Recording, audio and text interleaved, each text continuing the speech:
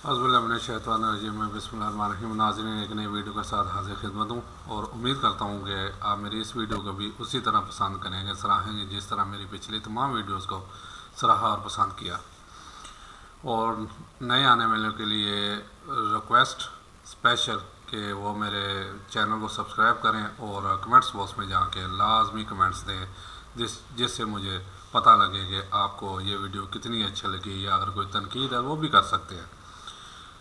यानी बेजा तनकीद नहीं होनी चाहिए, इस्लाह के लिए ज़रूर तनकीद करें, बल्कि मुझे वो मेरे नाज़रीन अच्छे लगते हैं जो किसी इस्लाह के लिए मेरे पे तनकीद करते हैं।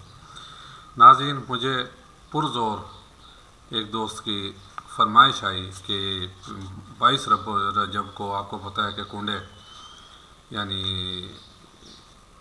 सेलिब्रेट किए जाते हैं या इसका ख़त्म दिलाया जाता है, तो इसके बारे में भी आप ज़रूर एक प्रोग्राम करें। हालांकि आजकल मेरा सिलसिला मिराजुन नबी पे चल रहा है, अभी उसकी आज की 6ठी किस्त है और 2 किस्तें बाकी हैं, लेकिन मैंने इसके दौरान ही मैंने कहा चले ये भी मैं जो है ना फिर इजाज़त अंजाम दे देता हूँ और मुख्तलिफ़ उलमा की आरा और फिर अहदीस और कुरान पाक की जो मैंने चेक की और यानी उसके हवाले से कुछ अर्ज़ करना चाहता हूँ। ये हरफ आखिर नहीं है, ज़ाहिर है आपकी सोच अपनी है, मेरी सोच अपनी है। मैं कोशिश करता हूँ बीच में कुरान और हदीस को सामने रखते हुए और उस हवाले से बात करूँ। तो असल में कहा गया कि 22 रजब के कुंडों से आपका क्या मौक़िफ़ है। रजब के आखिरी अशरे में सुन्नी और शिया दोनों के यहाँ कुंडे चलते हैं। शरीयत मोहम्मदिया में इसकी क्या अहमियत है? सवाल तो बड़ा अहम है, ये होना चाहिए ये जी।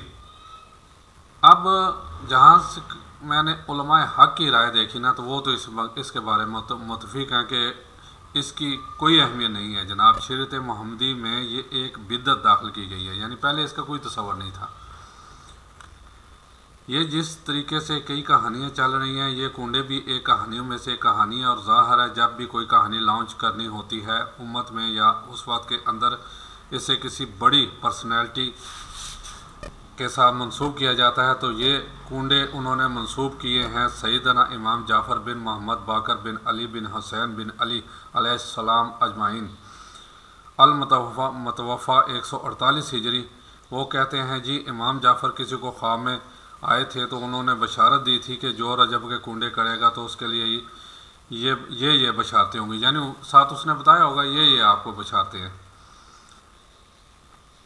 ये तो स्टार्ट ही ख्वाब से हो रहा है, इसका दीन के साथ कोई लेना देना नहीं, ना इमाम जाफ़र के साथ कोई लेना देना है। ये वो एक प्रोपेगेंडा जो शिया के हाँ चला और कुंडे चल गए। और चूँकि सुन्नियों को हाँ भी इमाम जाफ़र डोमिनेट पर्सनैलिटी, ज़ाहिर है जी हम भी मानते हैं इमाम जाफ़र को है, इनको रिस्पेक्ट दी जाती है, हम खुद देते हैं, यानी ज़ाहिर है मैं भी देता हूँ जी, और देनी चाहिए, अहले बैत से हैं। तो चूँकि इनका नाम बोला गया है, जिस तरह के 11वीं में शेख अब्दुल कादिर जिलानी का नाम बोल दिया जाता है तो 11वीं चलना शुरू हो गई, ज़ाहिर है उसे मंसूब किया जाता है हज़रत शेख अब्दुल कादिर जिलानी से। तो हालांकि इसका भी इस्लाम में ये भी बिदअत है, इसका भी कोई दूर दूर तक नहीं तसव्वुर के 11वीं शुरू से मनाई जाती थी। तो चूँकि उनका नाम बोला गया है, जिस तरह के 11वीं में शेख अब्दुल कादिर जिलानी का नाम बोल दिया जाता है तो वो 11वीं चलना शुरू हो गई है। इस तरह सुन्नियों का हाँ भी चलना शुरू हो गया। बाकी दूसरी तरफ सुन्नियों में एंटी शिया एलिमेंट्स थे, उन्होंने कोशिश की कि इस सेरेमनी को डिल्यूट करने के लिए इन्होंने एक नई कहानी ईजाद की। उन्होंने कहा कि असल में 22 रजब को हज़रत मुआविया रज़ियल्लाहु ताला अन्हु की वफ़ात हुई थी। इस वफ़ात की खुशी में शिया जो हैं ना वो कुंडे बनाते हैं, यानी एक उन्होंने प्रोपेगेंडा शुरू कर दिया। ये एक नई कहानी दरियाफ्त की। तो ये कहानी जब आपने दरियाफ्त की है तो क्या आप लोगों ने अहले तशरीह से भी उनकी राय को जानना ज़रूरी ना समझा? चाहिए तो ये था ना कि आप उनसे भी इसके मुतल्लक जान लेते कि भाई आपकी इसके बारे में क्या राय है। ये देखें, यही चीज़ है। हम गल फिर पंजाबी कहते हैं ना, कुत्ता कन लै गया, कुत्ते मगर नस पैना, कन नहीं देखना कि वाकई वो लैके भी गया कि कन साडे नाल ही है। अजकल ज़्यादा यही हो रहा है। साडे उलमा जिहड़े فسادی نے نا وہ یہو جہاں اختراع کرتے رہتے ہیں کہ جی وہ کتا کن لے گیا، وہ ساڈے اگے بھی ساڈے یہ جہل بیٹھے ہوتے ہیں، وہ کتے مگر نس پہ کہ ان کا موقف یہ ہے بھی کہ نہیں، تو وہ آپ کو کہیں گے کہ ہمارے لیے حضرت معاویہ رضی اللہ تعالیٰ عنہ کی موت یا زندگی اتنی اہمیت کا حامل نہیں ہے کہ ہم اس کو سیلیبریٹ کریں۔ وہ تو کہتے ہیں ہم ان کو کوئی اہمیت دیتے ہی نہیں، ہم ان کو اتنا امپورٹنٹ ایز اے پرسنالٹی نہیں مانتے۔ وہ کیا مانتے ہیں وہ ایک الگ معاملہ ہے، یا یوں کہہ لیں کہ وہ کہتے ہیں کہ اتنا بھی ہم نے ان کو سیریس نہیں لیا ہوا۔ اسی طریقے سے ہے جیسا کہ بریلویوں کو یہ کہانی کروائی جاتی ہے دیوبندی کو کہ اہل حدیث اماموں کو نہیں مانتے۔ اب یہ بہت بڑی کہانی ہے اور چل رہی ہے۔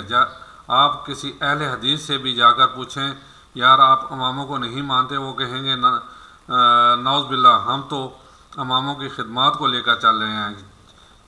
چلیں اگر امام ابو حنیفہ رحمہ اللہ سے اختلاف بھی ہوا کسی مسئلے میں وہ تو الگ بات، باقی جو تین بڑے فقہ کے امام ہیں، تین وہ جو کہانی کروا کے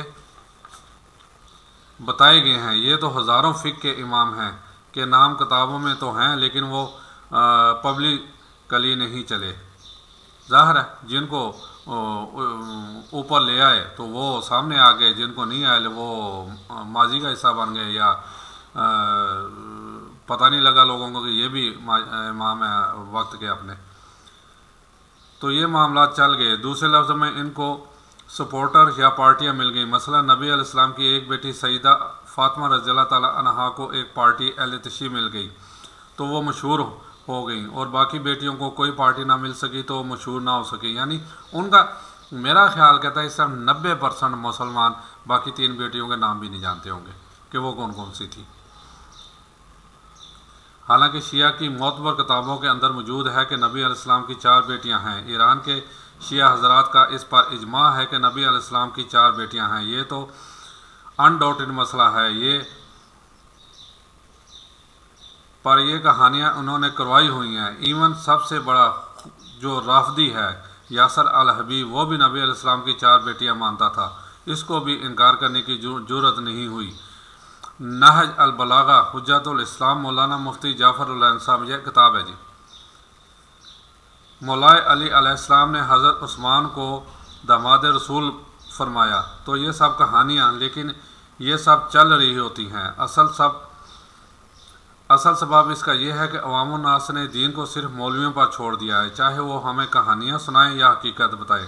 ہم نے صرف اونچی آواز میں سبحان اللہ کہنا ہے۔ ظاہر ہے جی آگے